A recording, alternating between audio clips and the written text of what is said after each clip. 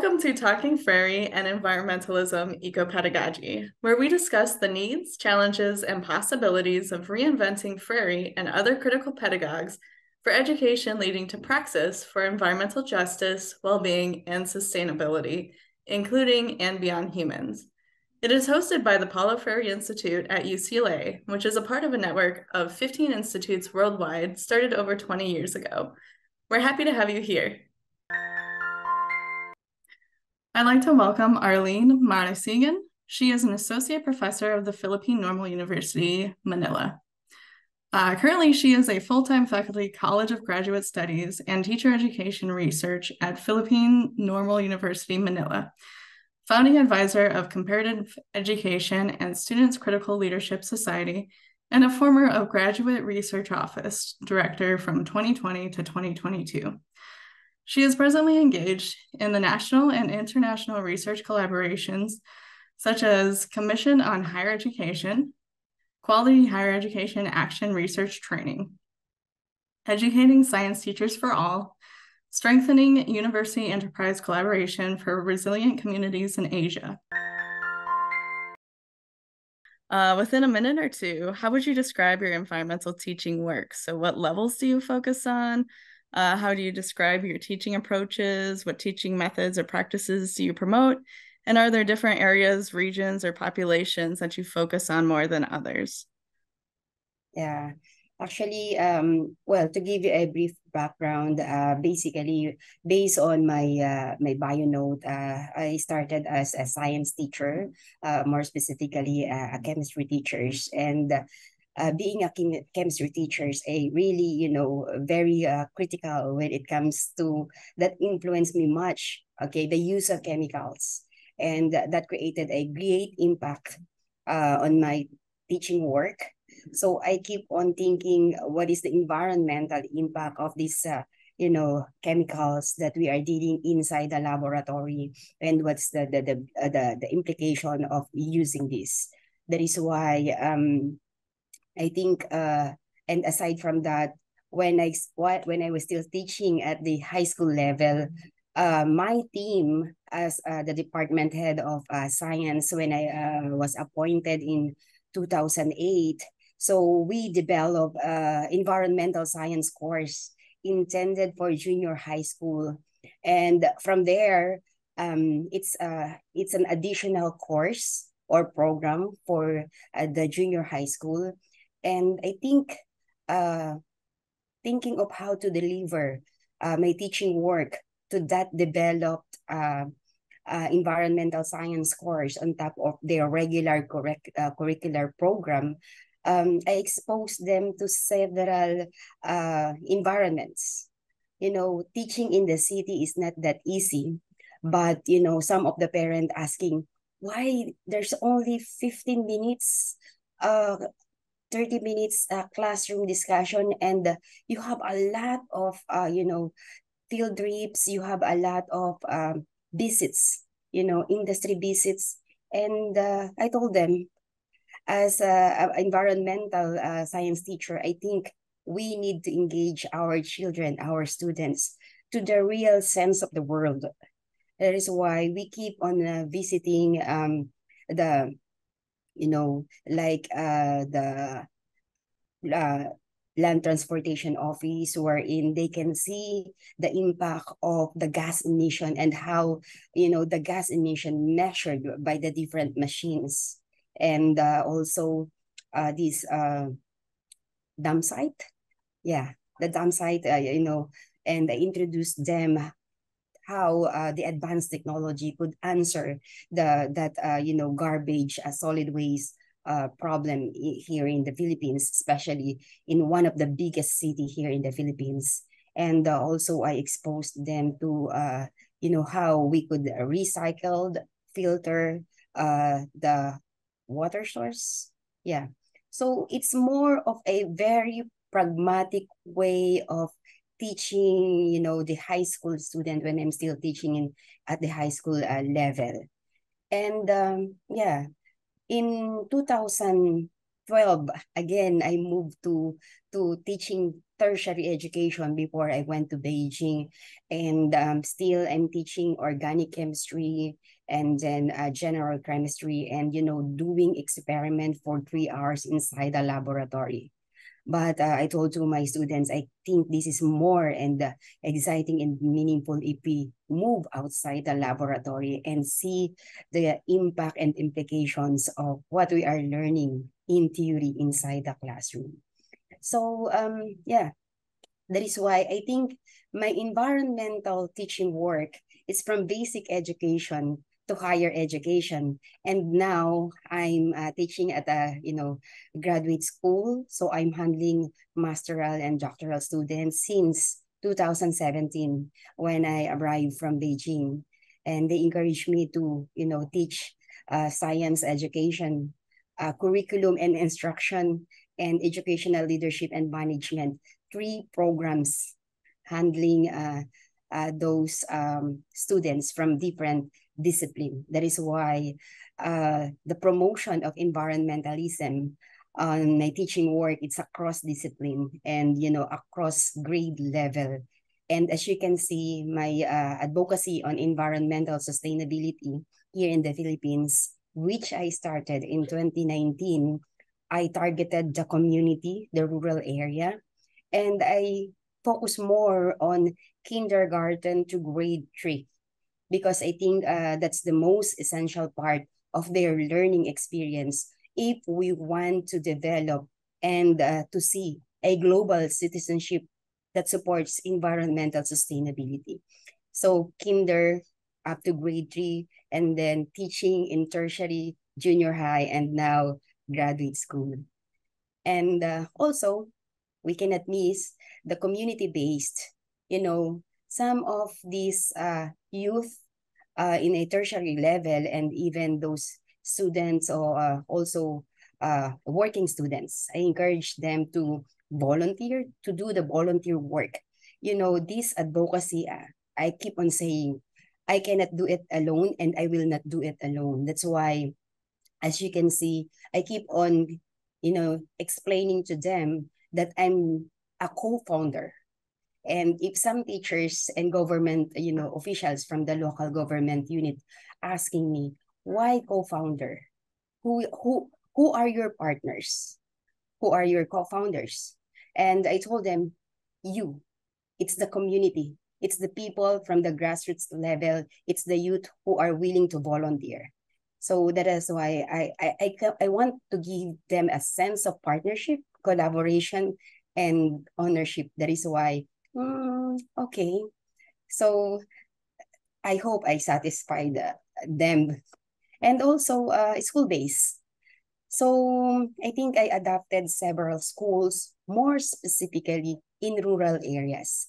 But also I collaborated with some universities and basic education schools, private schools here in Metro Manila in the National Capital Region, because, they have the capacity to help me to carry on this project. And they have these resources, whether it's financial or, human resource or things that they could donate. So I think very holistic. I'm always, encouraged by my mentors, just like, Greg, Loren, and other environmental educators who really work hard to promote environmentalism. So I keep on thinking of how to make it across discipline, across level, and addressing the very basic, which is the community and the school. So that is why I think that's the environment. What how could I describe the environmental teaching work? When it comes to level, yes, from kindergarten to graduate school. Yeah. So aside from that education level, maybe we have this economic level. We have the rural, sub-rural, urban, and sub-urban. So collaborating with the different levels of the socioeconomic status of my environment, I think that could really help me to promote this environmental sustainability. And when it comes to teaching approaches, of course, it depends on the grade level. Here in the grad school, I always use the problematizing, because our college is focused more on research, evidence-based. So for in-service teachers and other education leaders here in the Philippines, I keep on encouraging them to do research. Of course, when we do research, it must be problem-based. And I'm always encouraging them to how to promote environmental justice.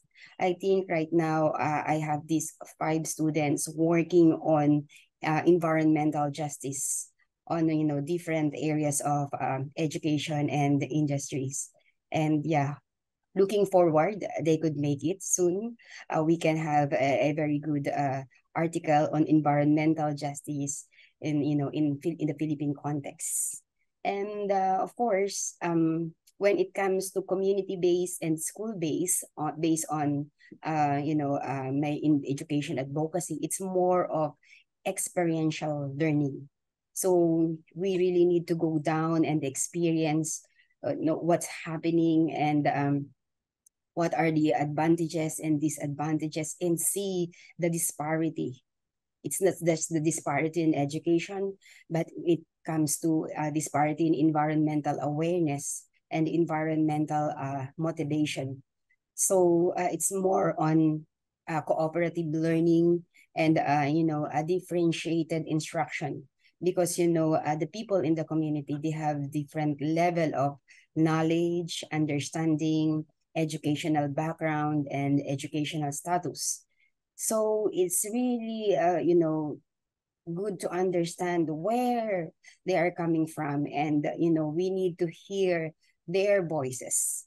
And yeah, and also here in the city, we can see how they utilize the technology, especially when it comes to um, sustainability, alternative way of preserving the environment with the use of technology. But as we keep on saying, there's always the downside of the use of technology, and it has a big environmental implication. Overall, I think it's more of student-centered, okay? Because, no matter how young and old those I'm meeting and collaborating with, even they are already professionals, still and also myself, I considered we are lifelong learners. That is why we keep on, learning. So I think student is not only good for those young children. The same goes with the pedagogy that we are talking. Some people would say, oh, it's more on the children, it's more of the young people because it's pedagogy.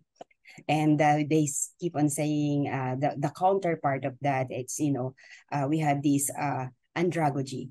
But I keep on, saying, based on my own understanding and definition of pedagogy, it's, I base that on a lifelong learning. So regardless of age, I think I can use the word pedagogy. So I think that's it. And the different areas, regions, population, I think yeah, I really love to work more on rural education when when it comes to promoting environmental sustainability. Why? Basically, you cannot feed the people in a urban area without them, and that's the basic need. So during the pandemic, we see no matter how rich we are, if we don't have the source of food, if we don't have this kind of fast mobility, I think that's a very good realization, the pandemic, that, once in a lifetime, we can experience. the last pandemic that the planet Earth experienced was the Spanish flu, and that was in 1918 to 1920, I think. So I think yeah, that's why I really love to work on rural areas, but still not neglecting the need of the urban areas based on my experience. And also we considered not the people and the environment in the rural area. They are the marginalized um, member of the community. That is why I think I describe, the urban is a ecologically poor in what sense? Environmentally speaking, why it is ecologically poor? It's because of, there are big and different areas of environmental challenges that we experience in these big cities. But yes, we can also consider the rural area as economically poor or economically challenged. Why? Because the living conditions of the people there. But well, even they are economically poor, but basically, environmental speaking, they are still in the advantage position. And I hope those people in a rural area, they could really realize how to see the potential, the great opportunity and potential of making their place a very good in a disadvantage position when it comes to environmental sustainability. Economically speaking, yes, less economic opportunity, but environmentally speaking, they have more. Okay. Yeah, I think, yeah, that's it for your initial question. Yeah, thank you so much. I really love the practicality applied to Frery's methods and the communion with the community and the different levels you talked about too, applying that to different scenarios and identity. That's really cool. Thank you so much for that. So, the second question that I have for you is, how do you see your environmental work connecting with Paulo Freire? Do you connect his work with specific scholars, other works on ecopedagogy? Yeah, I think the environmental work connecting with Paulo Freire, it's more of, social justice, okay, and the critical pedagogy. Now it's getting more, I think it's more of eco literacy. So, I think last month, I got also an interview from one of the TV station here in the Philippines, and they are asking my perspective when it comes to 9 out of 10 Filipino learners cannot read and comprehend what they are reading according to World Bank.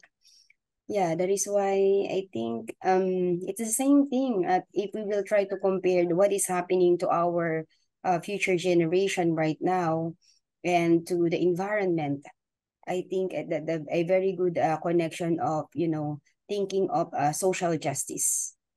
So that's, what Paulo Freire keep on, promoting on his Ferrerian pedagogy, and also as a critical pedagogue. I think that a very the very essence of what we should focus on. So I think the literacy, and then numeracy, and other literacies that we need to share with our children, with our well, not just children but also learners. I think that a very good example that, connecting to Paulo Freire's work based on his experience with those farmers. So when still working with at the grassroots level before he became the secretary of the Department of Education, and as a university lecturer. So and also the Philippines, as you know, in our context here, we are one of the most disaster prone country in the world, not just in Asia, but in the world. So as you can see, our location, geographically speaking, we are located at the Pacific Ring of Fire. So we have these numerous natural disaster challenges that we need to, cope with. On top of that, connecting to Prairie's environmental work, it's the human-induced disaster. Okay, so well, if we experience this kind of, like we have this drought, like the El Nino and La Nina, well, we can see it's a natural phenomenon, but it's aggravated by by human activities. If you will see from the 1900s up to present, the terrain of the Philippines archipelago changed a lot. So, and also, it's not new to many that we have these challenges when it comes to conflict. So, if some of our, fellow citizens here in the Philippines cannot have this, dialogue, and it end up with, conflict. Like for example, I would like to mention what happened in the southern part of our country in, Marawi siege, the Zamboanga siege. After the conflict, the environmental destruction is there. The source of water, the source of food, the hygiene of the victim. It's all environmental issue. It's not just the political, the war, or the conflict issue that we need to deal with. We should deal also with these environmental issues. So no, the displaced family, we have these rumbled, houses and establishment. I think this human-induced or man-made disaster, it's strongly connected also to the environment. It's not just a plain political and economic conflict that we experience. That is why I think when it comes to the teaching of Paulo Freire, it's more of the complexity, the eco-pedagogy that Paulo Freire would like to promote. You cannot isolate the political, the economic, the cultural issues. Okay, so those are the factors that strongly affect on how we should and how we could promote environmental sustainability, or what we call the eco-pedagogy. And in addition to that, also when we talk of eco-pedagogy, there's a realization of a culturally relevant form of knowledge. It's not just a plain knowledge about environmental education, about education for sustainable development. It's good that we have a lot of global environmental projects, programs, and advocacy. Unfortunately, the challenge when it comes to the teaching and connecting it to Paulo Freire's work, it's how to make it culturally relevant. We keep on saying we should, the national, the global, policymaker keeps on saying we should have this and that. We should practice this and that. Unfortunately, it's not limited to knowledge. but it must be grounded and relative to relevant to culture. Because you know what, if we want to change culture, it will take, you know, 1 or 2 generations. So if we cannot if we cannot revolutionize it, so what will be the result? But you know, well, some of these critical uh, educator and even philosophers, I think some of them would like to use the word revolutionize, but I think yeah, I think we should be more critical than, you know, being radical, especially it will, you know, dealing with culture that will take time. And I'm not saying that it will, you know, somehow hopeless, because um the time, it's, you know, it's just like, okay, it's a tipping clock, we need to do more, we need to do it fast before it's too late. But I think it's more of encouraging these people and even our students to think more of the thing that we really need to understand. It's not enough to see, okay, this is the knowledge that we need to gain, you know, that just like the banking education of uh and what Paulo Freire keep on, you know, saying that, okay, let's educate, let's school, you know, schooling is different from educating. So that is why I also want to mention the work of Illich, this schooling society. So it's really difficult. And also, one of the challenging thing, it's, you know, we keep on training them, but it's not limited, it must not be limited to training, but it's, we must promote the praxis, the how to make a deeper reflection of what is the real direction of this kind of education, of this kind of knowledge that the society is offering us. Yes, we have so much knowledge, we have so much education to offer, but what kind of education? Is it the deep or shallow education? Yeah, that's also I learned from Greg, the, you know, the deep and the shallow one, and then, you know, the global south and then the global north.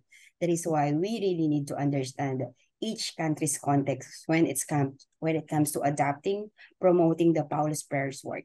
But when I'm still writing my dissertation, you know, I keep on saying, reading the works of Paulo Freire, reading his experiences, reading the places, you know, that he visited and he worked with. I think it's more of the understanding, not just his pedagogy, but the place, you know, the pedagogy of place. In the case of curriculum, it's a place-based curriculum that we really need to understand.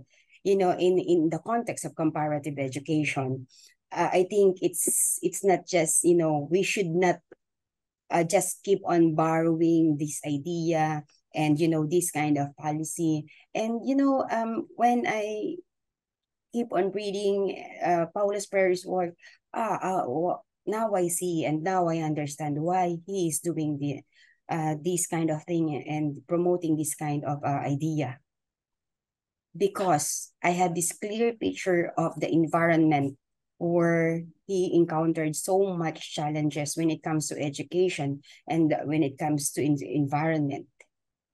That is why getting a very clear context and environment, that really matters a lot, okay, when it comes to teaching. And then how to connect his work with the specific scholars. You know, I keep on browsing here in the Philippines to identify some environmentalists or scholars. It's very unfortunate to say that it's very difficult for us to identify, these scholars on environmental education, environmental sustainability. In many cases, it's an agencies program. It's it's more of institutional, not so of the individual aspects. Maybe that's one of the reason why I have this difficulty identifying. But given the history of the Philippines, we are a young country, and I keep on browsing who uh what kind of what kind of persona who will be the most persona nearest to the work of Paulo Freire. And you know what? The very near that I could think of, it's not our national hero. Reading the history of Dr. Jose Rizal, I think he traveled a lot. Okay, not just here in the Philippines, but even in Europe and some parts of Asia. And I realized when he was, experienced and exiled in one of the remote rural areas in the southern part of the Philippines, I saw his contribution when it comes to what we called, educating the pedagogy of the oppressed, these marginalized, people, and promoting environmentalism in that particular place. I learned a lot from Europe. He moved from, one place to another in Europe, and those learning experiences he gained from Europe, he contextualized here in the Philippines. So I think it's a very good and amazing work of our national hero. I think he's just a little bit older as compared to Paulo Freire.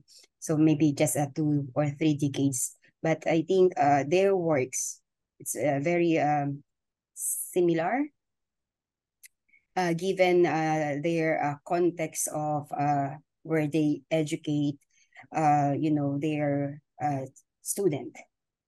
So just 2 months ago, I visited the place, and I want to experience. That is why, as a rural education advocate, and as a environmental activist, I told to myself I should visit the place.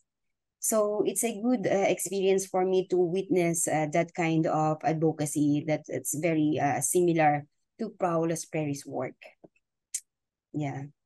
I think, yeah, that's it.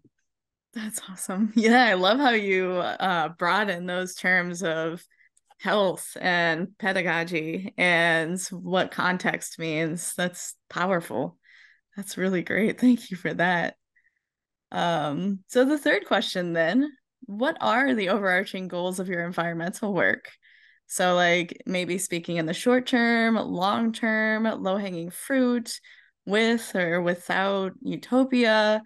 And what are some of the largest obstacles, barriers in achieving these environmental goals that you see?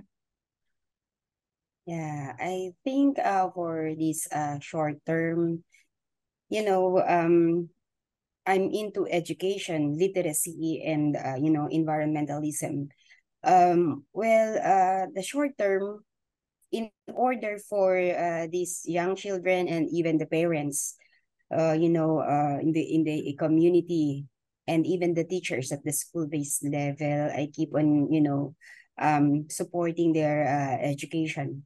Okay, by providing some support when it comes to their schooling, the school supplies that they need, and also the information that they need to understand at their young age, at their young level, because it's really difficult to have this a full blast of encouraging them that you need to see this kind of framework. You really need to understand what is happening in your place to a global context. I think it's better to have this uh, okay, let them expose and let them see their immediate environment, and let them experience it, and then reflect what impact, whether it's positive or negative. We cannot romanticize, we cannot, always see uh, show the advantages, and we always need to show to them, that there's still a silver lining that they could see, even they are in a difficult economic and environmental challenge situation. My long term, I think it's a very ambitious one. Creating a really a good, I have this very, writing my dissertation. It's a initial attempt on how to introduce, environmental sustainability, eco-pedagogy, those environmental pedagogies that, not just Paulo Freires keep on promoting, but also the most recent, like the SDG, ESD, well, those are covered under environmental pedagogies. But I think the long term of this is how to have this not just a simple framework, but a very good practice on how to translate this theory and, this idea, this knowledge into praxis. Thinking of different strategies, ways on, how to also cover not just the country, but the global south. When I say the global south, Greg and some of my colleagues, or, and that I met in Beijing, and I met virtually and through, email, just like in your case. Thinking of this long-term, the global south, understanding of how to promote eco-pedagogy and environmentalism.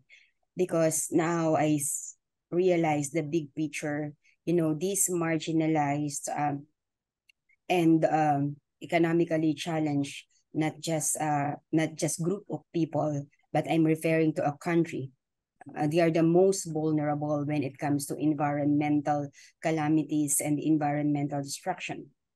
So yes, I believe resource-wise, environmental resource-wise, they are rich. Unfortunately, it's really difficult to encourage them and for them to realize how rich they are, what's their potential, how they could, see and unleash their potential.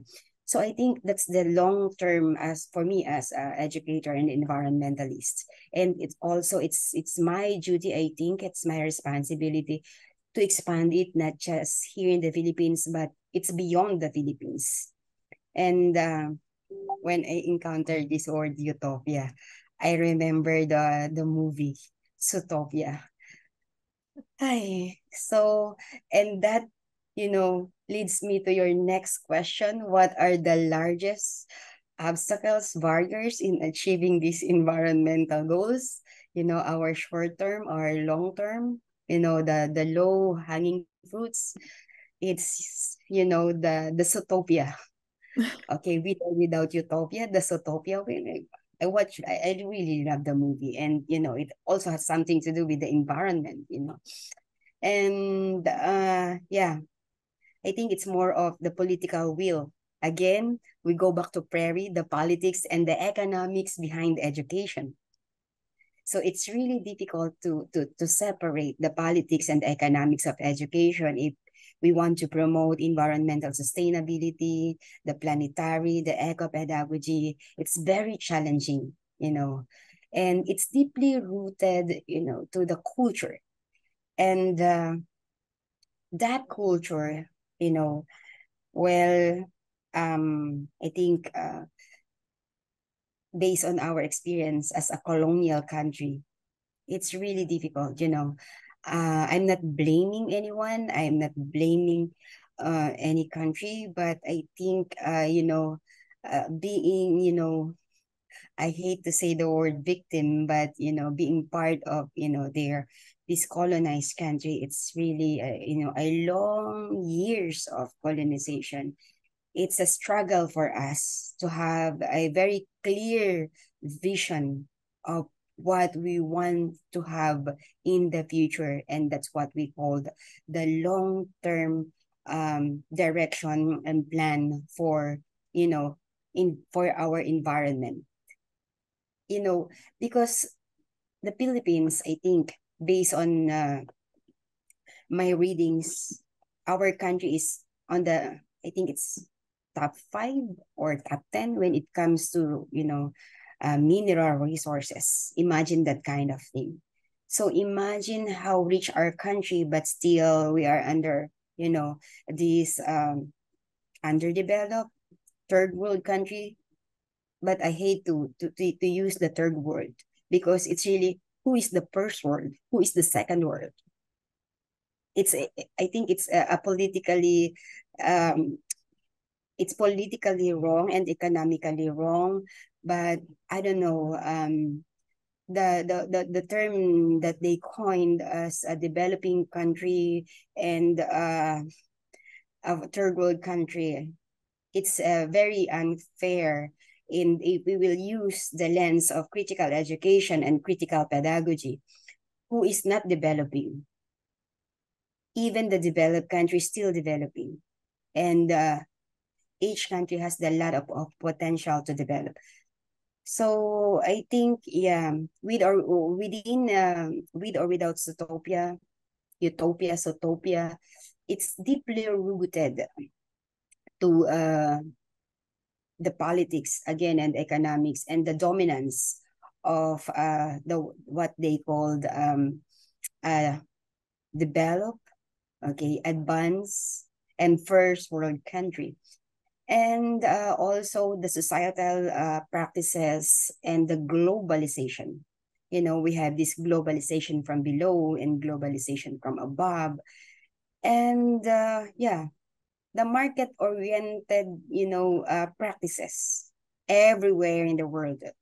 If we keep on, practicing this kind of marketization, how we could achieve this environmental sustainability, thinking of other alternatives. I think, yeah, it's very still, for now, it's really difficult for me to answer that question when it comes to environmental sustainability and the market-oriented society. I cannot answer that for now.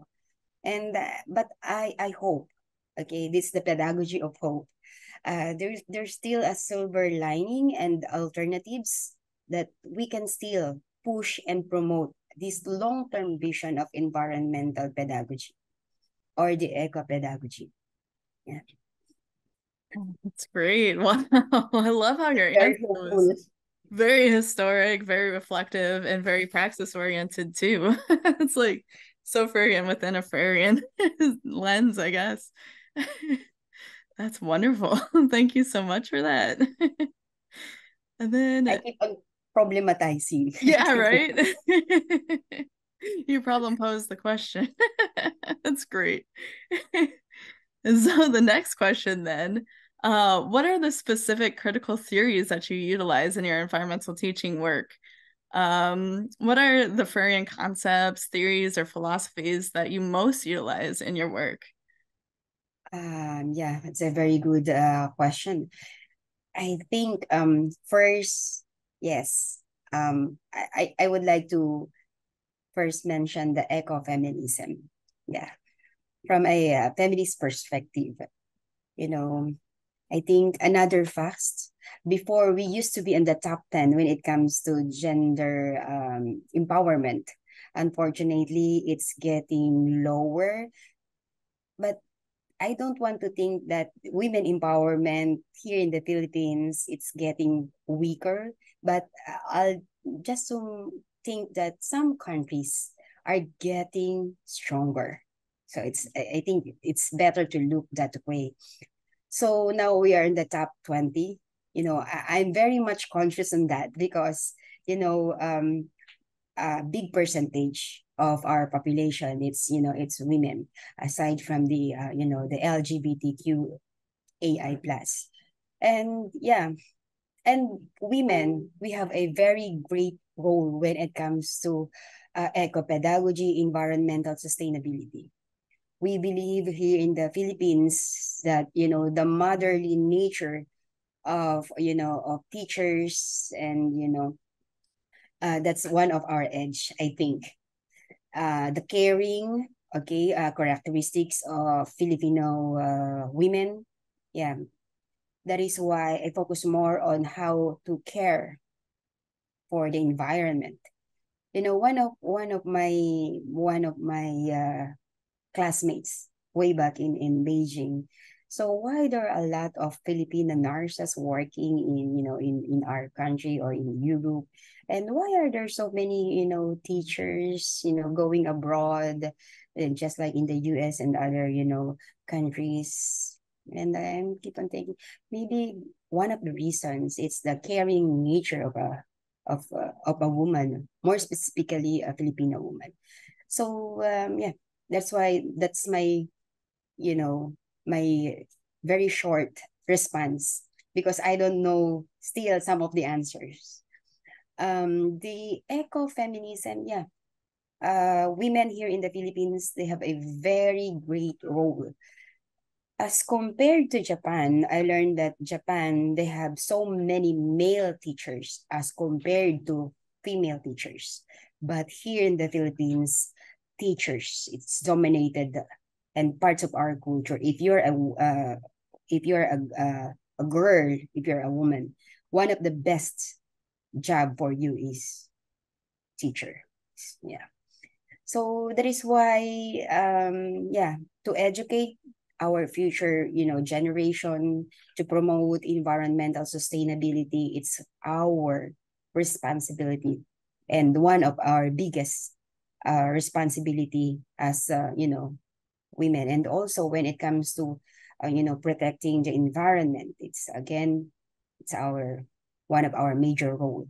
So that's I keep on, promoting this ecofeminism. And another thing is, well, the post-colonialism, how many countries colonized the Philippines. So, it's really difficult to give education without, touching with whether it's a science education, whether it's a, education management, education leadership. It's really difficult not to touch the history of our country. And our system of education, it's heavily influenced by countries colonized us. So yeah. And also back to Paulo Freire's work, the you know the post-colonialism that plays a significant role, understanding why we do have this pedagogy of the oppressed, and why we do have this pedagogy of hope. It's a socio-political, socio-economic aspects of education.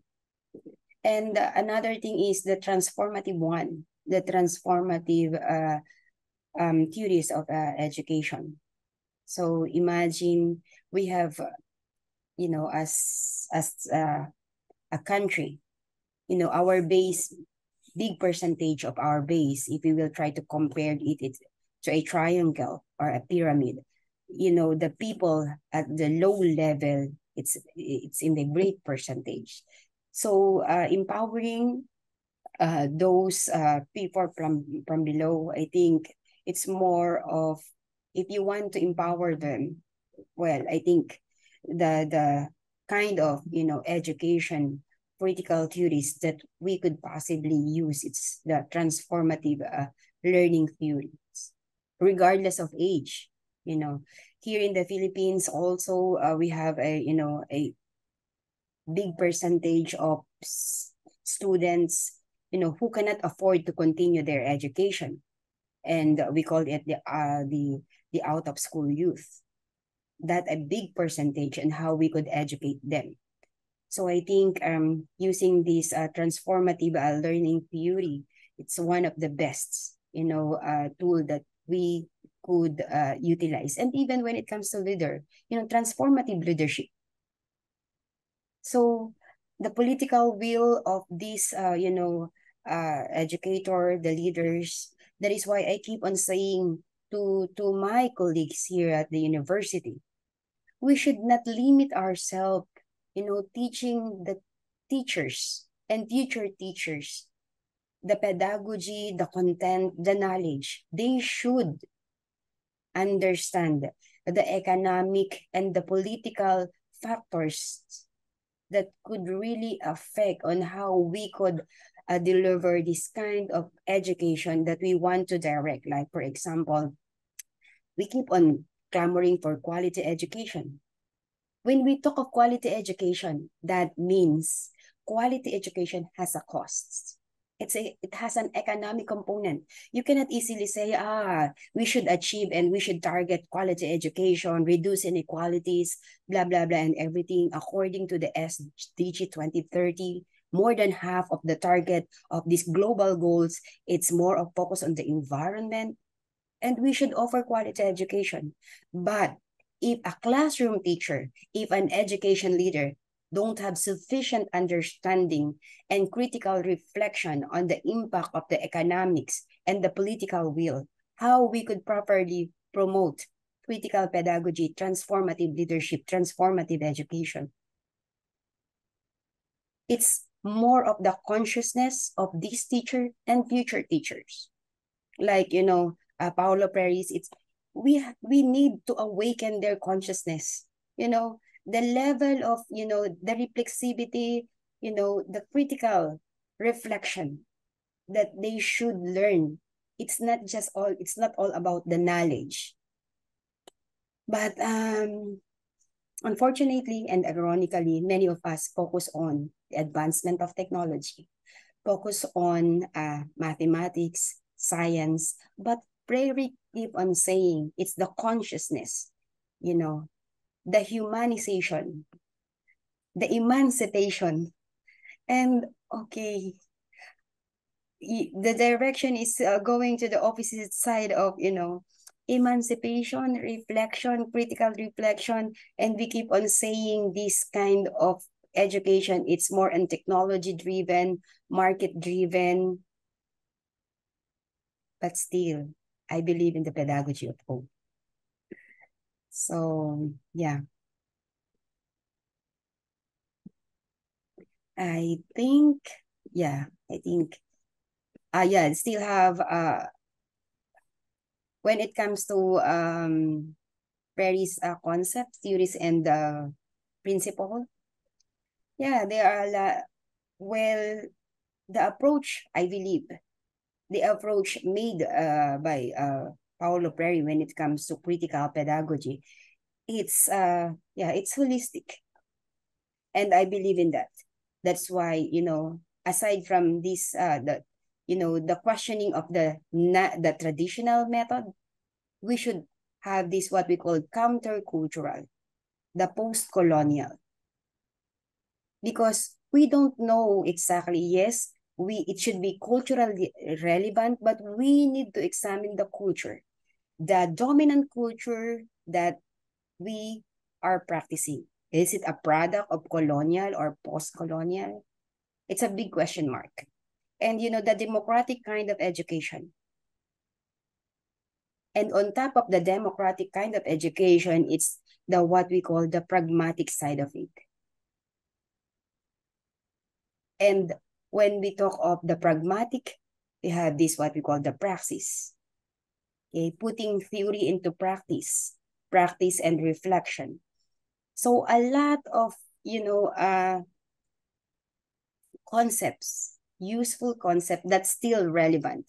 I had this experience that one of my students, one of the professors I met, he commented that the work of Paulo Freire is, somewhat irrelevant nowadays. And I really explained to him, well, I need to position, but I really need to somehow in a very good perspective that see how relevant the works of Paulo Freire in the classical work of Paulo Freire, and how these pedagogy still relevant up to present? You know, the word of emancipation in a globalization, okay, in a market-driven society, do you think we don't need this kind of emancipation? But we have this idea of the South, South, North, North, the global South and the global North. And how could we remove from the picture the idea of praxis, the idea of emancipation? I think, yeah. And yeah, it's like a dissertation and it's like a thesis. We are unfinished being. Yeah. So it's still relevant and still useful, especially to those country like Philippines. It's we are a product of a post-colonial mentality. Sorry for the word, but yeah, I think we need to think deeply. I keep on encouraging my students how I wish we should start creating our own identity. It's a very hard struggle for us educators here in the Philippines. I've been to several countries, and their identities. It's a product of their struggle from colonialism. So, but still, again, I keep on saying, we are not that young country, but we are not that old country. But our identity is in progress. But still not that clear. So, and I think the education, the kind of education that Paulo Freire, based on Pereian concepts and principle and philosophy, I think it's a very good lens for us to see ourselves, and a good alternative tool to create our own identity. Especially, we cannot deny we are in the global South. So yeah, that's why I had this a very good line from Paulo Freire, that education should not be neutral, but should instead be aimed at promoting social justice and equality. It's not just dealing with human being, but also dealing with the environment. Because the environment, it's a living organism, it's a living thing. Yeah, it has life. That's perfect. Thank you. Oh my gosh. I love seeing all the different theories and then how they like integrate into your work in a practical sense. That's wonderful. Yeah. And then the next question, what pedagogical approaches do you practice when teaching environmentalism? How do they connect or how they not connect with Freirean pedagogies? Yeah, I think it's I'm seeing more how it connects. It's really difficult for me to explain not but yeah, first I would like to deal with how it connects. Okay, constructivism. It's the theory of the approaches when it comes to constructivist learning. Okay, so it's more of the social construction, and with that it's more of the experiential learning. So in my dissertation, I use the constructivist and the experiential learning approach, because I believe that learning is the best, experience is the best teacher, and you can learn so many things by doing it, experience it, well, reading, writing, but going in, experiencing, it's more of a deeper understanding of what you are going through, and it's not just the cognitive, but focus more on the feelings, emotion. So it's a more holistic when we talk of experiential learning. And when we experience, of course, the next equation, it's focused more on reflective. It's really difficult to remove the word reflective if you have this kind of learning, experiential learning. And if you have this kind of reflective way of, teaching and learning, it's easy for us, it's easy for you or for the student to have this inquiry-based approach, like questioning, problematizing. So we keep on asking questions, we keep on thinking of the best solution.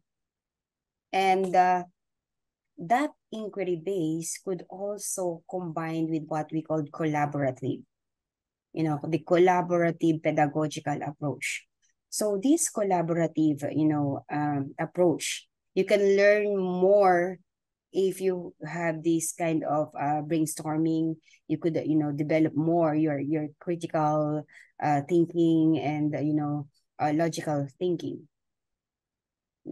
And of course, given that kind of experiential learning can work now on evidence base because you were able to experience it, you were able to reflect on it, and you have this kind of validation.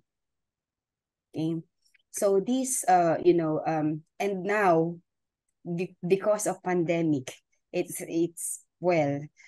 have these face-to-face online classes. So still we keep on promoting the connectivism because,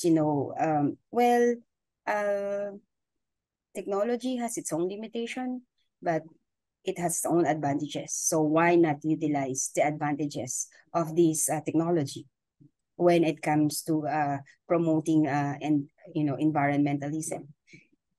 Like, for example, the advocacy that I'm doing right now, before I don't see that social media could help a lot. But nowadays, a lot of friends, colleagues, and even, I don't know these people, but they keep on messaging me and, your project is really good. We want to participate. We want to support your project.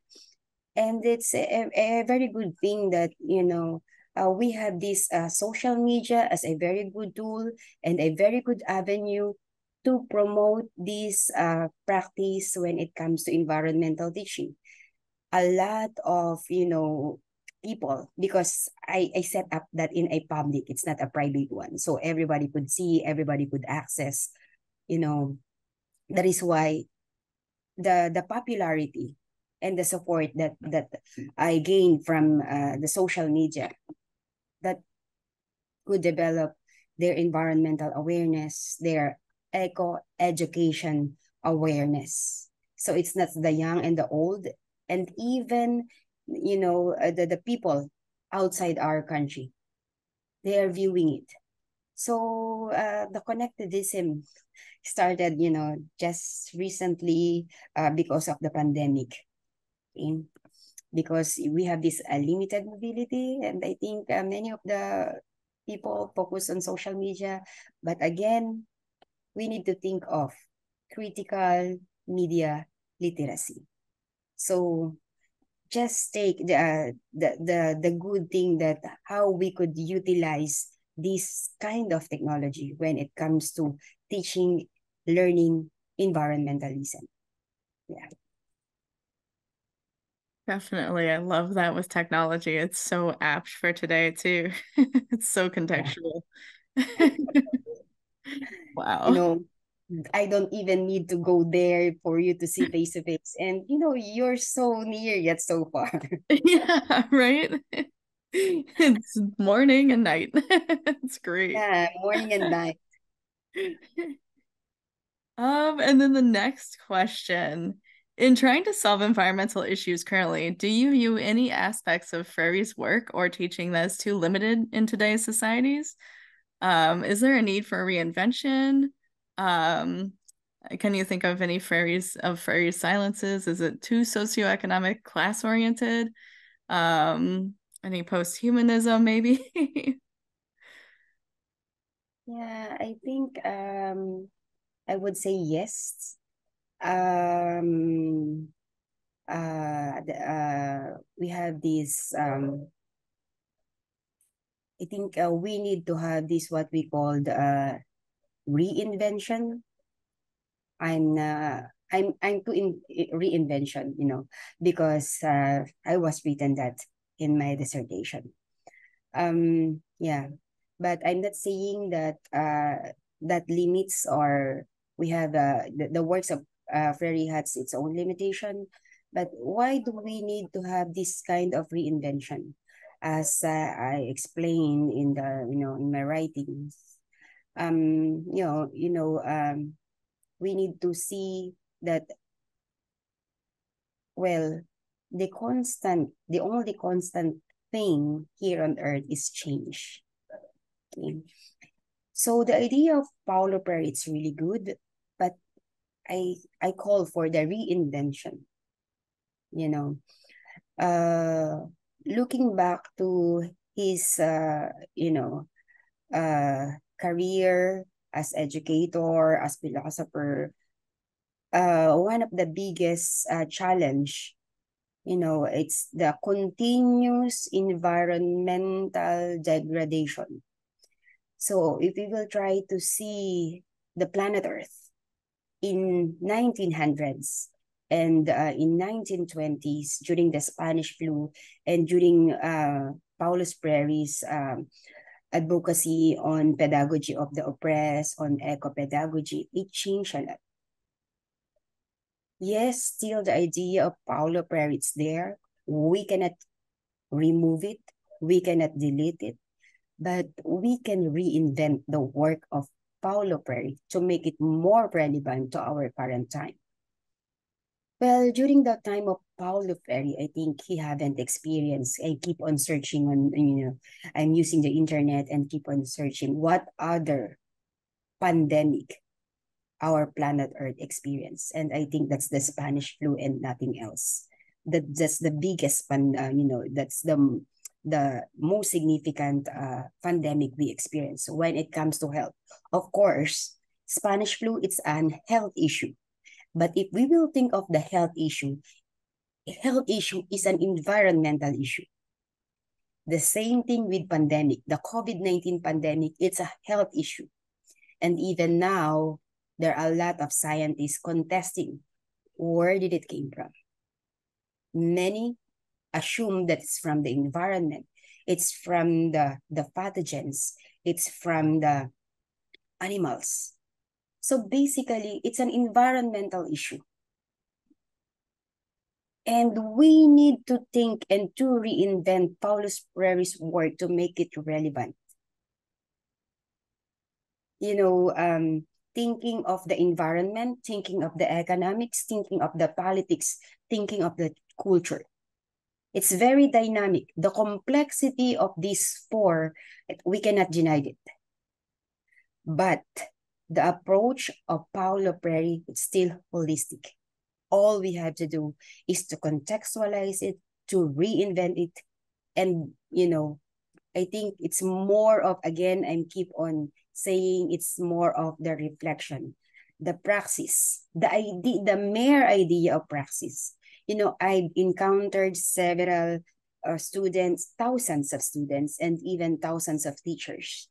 And they keep on thinking, if we will try to revisit the 17 Sustainable Development Goals, I keep on telling them, more than half of the 17 goals, we are referring to the environment. So, Paulo Freire's idea of environmentalism and eco-pedagogy, it's not passé, it's not obsolete, it's still relevant. And our role as educator, as transformative educator, should I speak, it's to reinvent and reformulate Paulo Freire's work for us to reimagine the planetary of the future. We keep on promoting global citizenship education, the education for sustainable development. It's very ironic that here in the Philippines, we are all signatories in many environmental advocacies and programs of the United Nations. Unfortunately, it's below the target that we achieve. The Millennium Development Goal, okay, and the education for sustainable development, which has also environmental component, the education for all, and the decade of environmental sustainability, and now we are moving to sustainable development goals. I think when my graduate student, so why keep on doing this? Why we keep on engaging into those kind of programs and activities? And why we keep on promoting sustainability if we cannot see anything positive or anything good? And I told them, there are positive. Unfortunately, it's very minimal. And many of us cannot see it. If we will try to be critical, then we can see it. But as critical educator, we need to keep on problematizing on how to really address this environmental problem that we experience. And some of them, it's really difficult to see. But I told them, maybe from the word itself, sustainability, sustainable, it's for the future generation. We are working for our future generation. We are not just working for the present time. So if you cannot observe a significant change during our lifetime, maybe the silver lining we'll see in the future. So it's more of sustainability. It's not an issue of how much we achieve and how much we could achieve, but how we could sustain even we're not here or we're gone. It's a lifelong, life-wide, life deep advocacy as environmentalist and as educator to see the significance of Paulo Freire's work. And, nobody is prohibiting us to reinvent the work of Paulo Freire.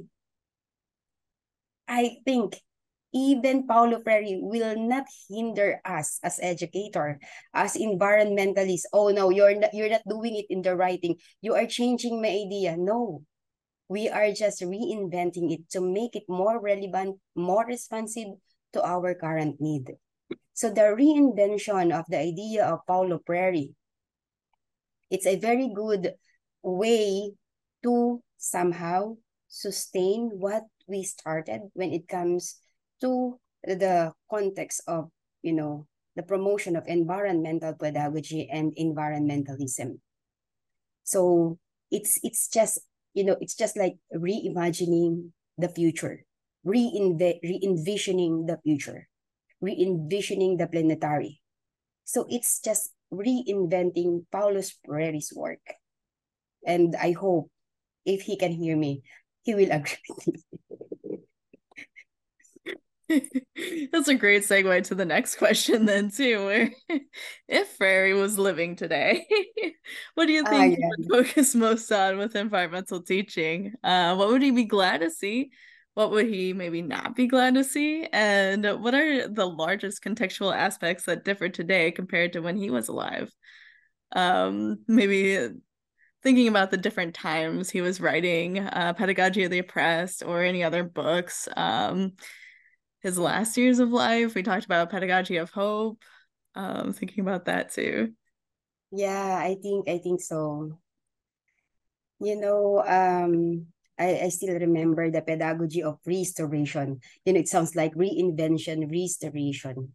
But the thing is what we are going to restore and how to select the things that we are going to restore.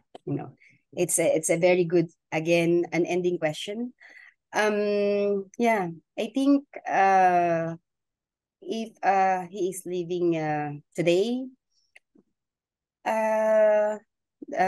most environmental teaching, I think he would focus most on, man-made or human-induced environmental challenges. Why? As you can see, a lot of nuclear testing happening left and right. And, I'm one of the protesters of that nuclear testing, not to mention these countries. But, I'm thinking of when we talk of nuclear testing, I'm thinking of, that's why I use this background, have these seas, the ocean, the marine organisms. Imagine the impact of nuclear tests to our, marine life. I want to make my background relevant to this, to this response. Imagine, it's not just thousands, but millions of marine lives, and I think if only if he will witness what is happening now,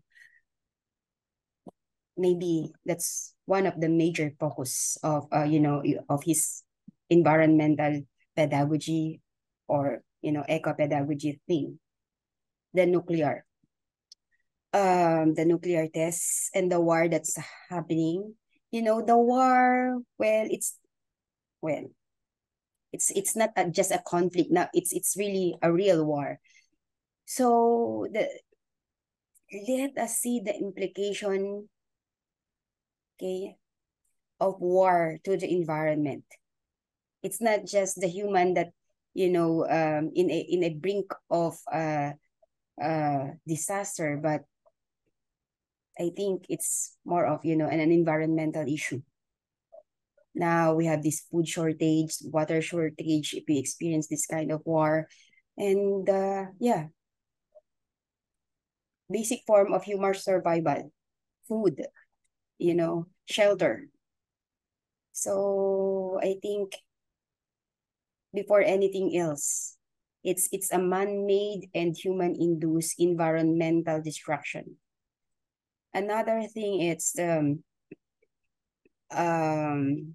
what would be most glad or advanced environmental sustainabilities. I think it's the use of the technology. We cannot deny that the use of technology, when it comes to weather forecasting, when it comes to agriculture, I think our technology nowadays could really help a lot to feed, nearly 8 billion people. So not that bad. I think that would be the most glad to see, and also how this technology works when it comes to environmental sustainability. So we can have, take care of the environment, how to filter the air pollution, how to filter the water pollution. Yeah, before it's an issue of the territory. Okay, how to have a big territory maybe during his time. That's why there's a World War I and World War II. But now it's not an issue of the how big or how small your territory, but to we need to have a good access to water, air. That's, I'm thinking of maybe in the near future, the cause of war, it's maybe an access to quality air. It's not just the territory, it's not just an issue of land. It's not an issue of the boundary. And even it's not an issue of the source of water. Why it's not an issue of the source of water?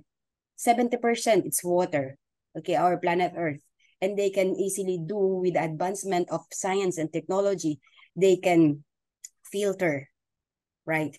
They can convert water into fresh water, that's salt water.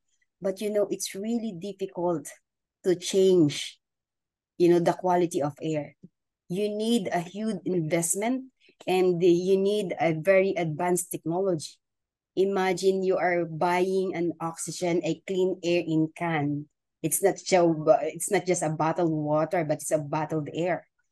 So, I have this futuristic idea of before it's an issue, political, economic, and environmental issue of territory during the time of Paulo Freire.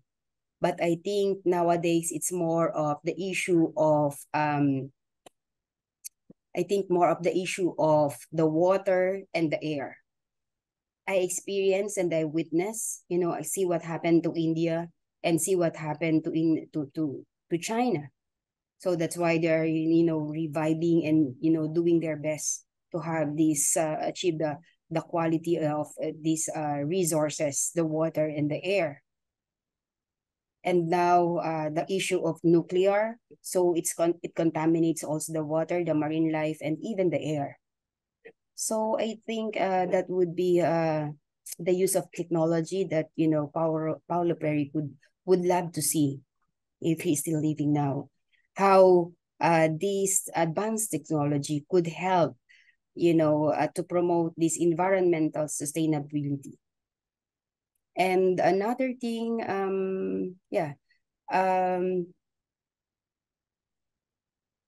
the contextualized aspects that differ today compared, I think it's part of my discussion on the issue of the land, the water, and the air, and environmental speaking, but also the largest contextual aspect. It's nowadays it's well, access of a very good information, reliable information, accurate information. Yes, we have this AI, but the AI, the use of technology, somehow it's very challenging. Why?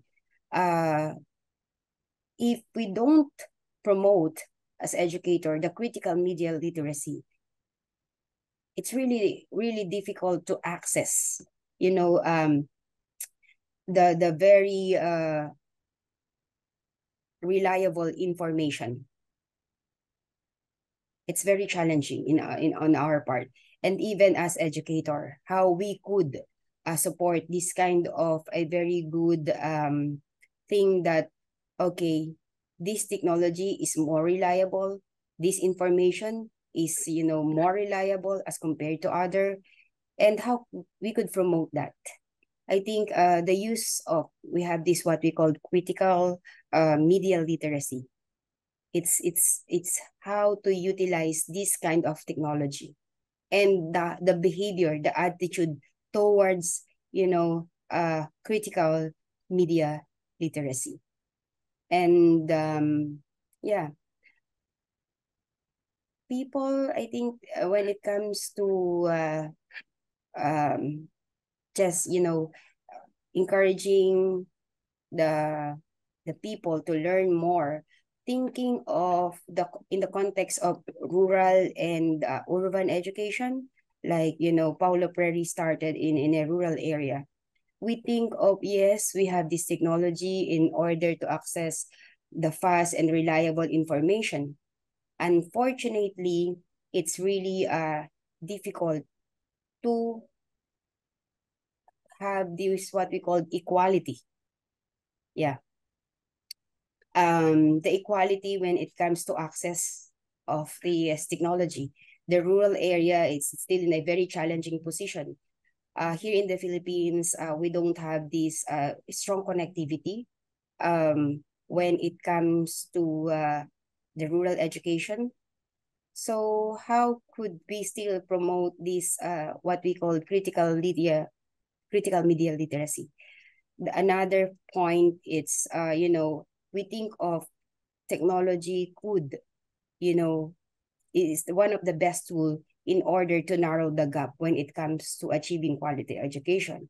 But I think it's also a good idea to think of that might also a reason to create more gaps or wider gaps, because the inaccessibility of these people in the rural area.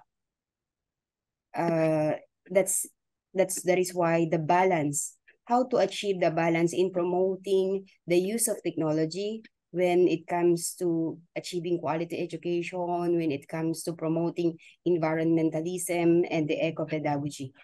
Yeah. So technology has a lot of uses, but it's its own limitation. And the infrastructure, the global south, it has a limited infrastructure when it comes to access to a very good source of technology. And also, what else? What you are hoping to work in the near? No, not yet. Yeah, I think that's it. Yes. Wow. Yeah, that spanned a lot of topics and issues that, yeah, I definitely agree with Frary. If he was living today, he would definitely, I mean, technology is a huge, huge thing, huge difference that between that time. But yeah, so moving on to the next question. What are you hoping to work on in the near future on eco-pedagogy? And how does that relate to Frary's work? And what do you see are the largest challenges for you in doing this work? Wow. Okay, hoping to work on the near future. I think yeah. It's a very difficult question. So I think what I've started, I really need to continue it. Okay, the sustainability of the existing programs and project that I started promoting environmentalism. I think that's I need to think of, and it's a very that creates a very big challenge to me, because it's really easy to think of a project, to start a project. It's really difficult, but to implement a project, it's another layer of difficulty, and the most difficult part is how to sustain it. I think yeah, hoping to work on the future, it's the sustainability of the environmental projects and programs that I started, not just at the school level, not just at the community level, not just at the university level, but in a national scale, or even beyond. Through research, maybe I can continue this kind of work to somehow disseminate, educate, people outside the Philippines. So yes, I can create more projects here in the Philippines, from north to south, from urban to rural areas, from small to big schools, and from small to big communities. But the thing is, the sustainability. So it's really a big challenge for me in the future. You know, we have this saying that, yeah, many of the Filipinos, they are really good in starting a program. Unfortunately, they don't uh, know how to sustain it. And I think it's not just Filipinos. Maybe it's just a cultural belief or norm, but yeah, it's that's really a challenge for us. Sustaining the work of Paulo Freire, it's also a challenge for us. Okay, for those who believe in him, for those who patronize his advocacy on education, his advocacy on environmentalism, I think it's a challenge for us how to sustain it. And in the future, the question is how we could sustain what Paulo Freire started. It's the same thing here in the Philippines. If I'm going to contextualize it, how to sustain and how could I work to promote eco-pedagogy in the future at the different levels, at the different layers, because, promoting eco-pedagogy, it's not a linear one. It's complexity, as mentioned by Paulo Freire. It has an economic, political, cultural, and component. And it's really difficult. Every now and then you need to think of how to strike a balance understanding the economic aspects, understanding the politics aspects, okay? And also the cultural aspects. You know, if you go for a counter-cultural, you know, practice to promote this, what we call praxis, wow, it's a very big challenge. And I think, yeah, the strong colonial mentality and norms, but I think we can do something, but not that much. And we cannot, you know, somehow change that kind of thing overnight. Yeah.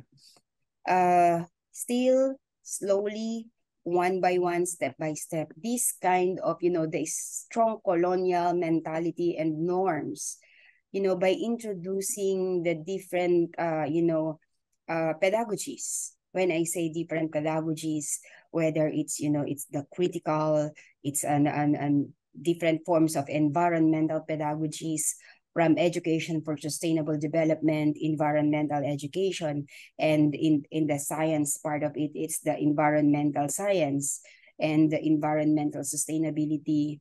I think, I think, and also the major one is the sustainable development goals that we want to achieve. But if we cannot achieve this, but anyway, it's a continuous process. So somehow, I think being critical and promoting this critical theory and the critical education, we can strongly oppose the post-colonial idea of education and environmentalism, and trying to inculcate to them that the great potential, not just of the human resources that we have, but also the environmental resources. I think that's a very good answer to this kind of, you know, challenge. And thinking of how we could somehow see integrating this critical pedagogy or eco-pedagogy in many programs, not just, you know, not just in social science, or not just in humanities, not just in sociology, but when it comes to the use of technology and, well, mathematics and engineering. Sometimes they, okay, what's the use of this kind of critical pedagogy when it comes to engineering, mathematics? Because here in the Philippines, to give you a context, we give more support in the promotion of science, technology, mathematics, and engineering. So, yeah, the dominance of that, you know, that discipline, that areas. Right. Wow. Definitely. I think that's going to be great work to see in the future too. Wow, Yeah. thank you for that. And nearing the end, what personally drives you in your eco-pedagogical work? Um, Maybe I'm more connected to nature. When I still young, as a young girl, I'm not a city girl, in short. So I live in a rural area where I enjoy everything. So from the different, you know, species, animals, and plus plant species around me. So I think I give more value to what I enjoy during my childhood. The environment is really good. You know, well, I think basic necessity, it's there. You know, how lovely is the nature, it's there. So I think I am strongly connected. Okay. to nature. That is why that's, I don't know, but that that's why when I encounter this idea and teaching of eco-pedagogy, my environmental advocacy and work as educator, not just an educator, but as a human being and as a female, as woman, I think becomes stronger. So it's a holistic I think it's more of holistic way of experiencing the nature. It's not a parts and portion of that, but acknowledging that the nature, it's stronger, it's more beneficial, it's more I think more beneficial, more helpful. So everything, the things that you need in life, when I say life, it's not just material thing, but also how we value the intangible and tangible things that we can that the environment could provide us. So I think that drives me, and seeing the beautiful nature, I think it's more meaningful as compared to living in the city. But yeah, I respect those some of my colleagues, they cannot live without this technology. They cannot live if they're in a remote area or a rural area. They are city people. But I think it's more fulfilling. Yes, I really enjoy the living in the city, like what I experience now. But I think it's more valuable and meaningful to be with nature. And yeah, I think that's it. Yeah. Oh, excuse me. That's wonderful. Yeah, I definitely grew up in a rural area too, so I definitely appreciate the the natural aspect of the environment you grow up in. Perfect. And then the last question I have for you, just if there are any other aspects that you'd like to discuss or share. I think I have this question that I'm thinking of how to re-engineer nature, because nowadays we keep on thinking advanced technology, we keep on thinking artificial intelligence, we keep on thinking of the marketization of education. But can we re-engineer nature? It's a very because many of us here in the Philippines and even abroad, we witness the re-engineering of nature. They have these artificial islands. They have a lot of artificial things, and they are recreating environment, nature, a controlled environment, and thinking of how sustainable to if we re-engineered the environment or the nature.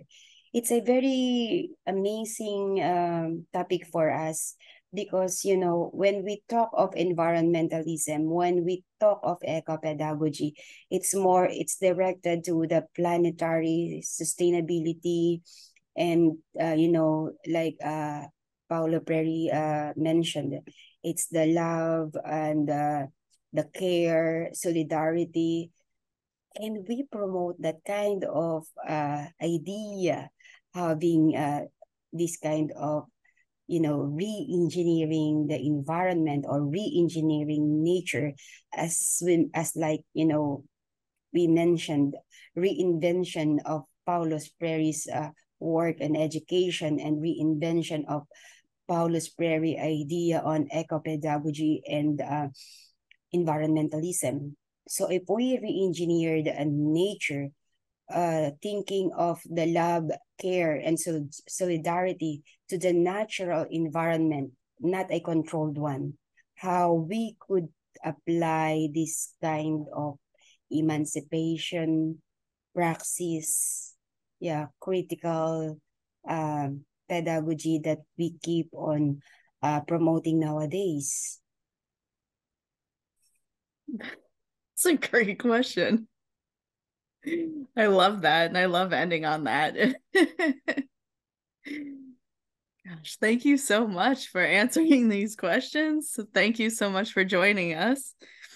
Maybe Look forward to we can have a very good conversations or dialogue with Greg and the rest of, the pedagogue, how to re-engineer, nature in the context of Paulus Freire's eco-pedagogy and environmentalism. yeah, definitely. Oh my gosh. Thank you so much.